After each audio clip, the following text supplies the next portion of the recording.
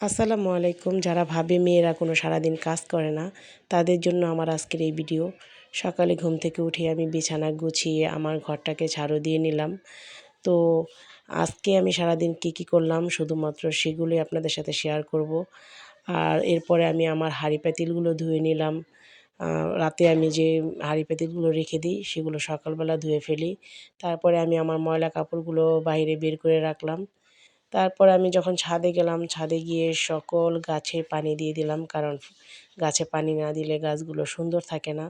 তো সম্পূর্ণ গাছে পানি দেওয়ার পরে আমার একটা নতুন ছাদ ঢালাই দেওয়া হয়েছে রান্নাঘরের, সেখানে পানি দিলাম। দেন আমি নাস্তা বানালাম। বিকেলের জন্য নাস্তা তৈরি করলাম আর সকালেও খাওয়ার জন্য আমি কিছু নাস্তা তৈরি করলাম। তারপরে আমি চা বানিয়ে চা খেয়ে ফ্রিজ থেকে মাংস বের করে ভিজিয়ে নিলাম।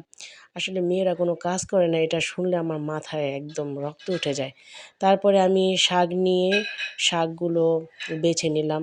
আসলে আজকে শাক করতেছি তাই শাকের কথা বললাম। শাক না হলে সবজি করি, যখন যেটা করি দুপুরের জন্য রান্নাবান্নার জন্য কিন্তু সকাল থেকেই প্রিপারেশন শুরু হয়ে যায়। দেন শাকগুলো ভালো করে বেছে ধুয়ে নিলাম। ধুয়ে নেওয়ার পরে আমি আজকে যে গরু মাংস রান্না করব, মশলা দিয়ে গরু মাংসটা ভালো করে মাখিয়ে নিলাম আর রান্না করলাম। তারপরে কিছু লোক এসে বলবে সারাদিন কোনো কাজ করি না। এটা তো শুধু দুপুর পর্যন্ত, বিকেলে আরও অনেক কাজ থাকে, সেগুলোও করতে হয়।